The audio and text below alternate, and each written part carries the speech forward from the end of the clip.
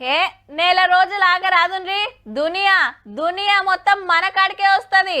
హైదరాబాద్ లో పెద్ద పెద్ద హోటళ్లు చాలే, షాపింగ్ మాల్లలో కాలు పెట్ట సందుంటది. అన్ని దేశాలకెళ్ళి ఇలేకర్లు వస్తారు. మన బిర్యానీ గురించి, మన ఇరానీ చాయ్ గురించి, మన చార్మినార్ గురించి, మన గుళ్ళు గోపురాల గురించి వాళ్ళకి వార్తలే వార్తలు. అందానికి హైదరాబాద్ అడ్రస్ కాబోతుంది మళ్ళా. పట్టు చీర కట్టి వజ్రాల కిరీటం పెట్టుకొని నడుస్తుంది దునియా అందగత్తె. మరి పేరు క్రిస్టినా పిస్కోవా. చెక్ రిపబ్లిక్ దేశం. హైదరాబాద్ లా అందాల పోటీలు పెడుతురు కదా మే నెలలా. హగో దానికి పబ్లిసిటీ చేస్తానికి వచ్చిందన్నట్టు మగ్గం మీద పోచంపల్లి చీరలు నేస్తుంటే ఇంట్రెస్టింగ్ గా చూసి కరీంనగర్ ఫిలిగ్రీకి ఫిదా అయింది. మొన్న యాదగిరిగుట్ట నర్సనను దర్శనం చేసుకుందబ్బా. మన కట్టుబొట్టు గుళ్ళు గోపురాలు పద్ధతులు మంచిగా అనిపించినాయట. Actually had a day to explore Telangana.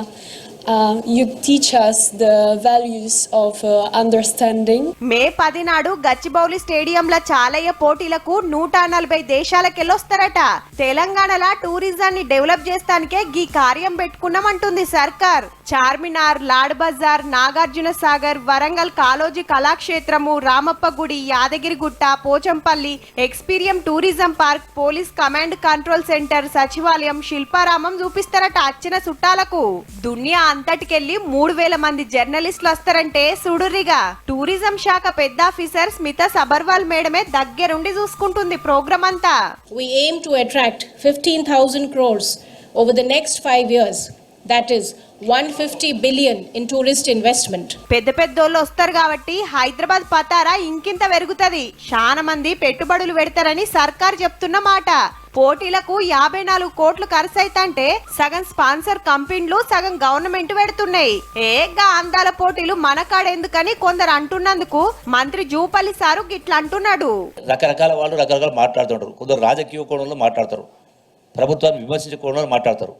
పచ్చకళ్ళోడికి లోకమంతా పచ్చనట్టుగా అట్లా కూడా ఉంటారు కొందరు. ఇప్పటికైతే గింతేనబ్బా. పోటీలు చాలయ్య ముంగట మళ్ళోపారి చెప్పుకుందాం గాని దానికి ఎట్లా ఖర్చు పెడితే దీనికి ఎట్లా ఖర్చు. మేము దుబారా చెయ్యము.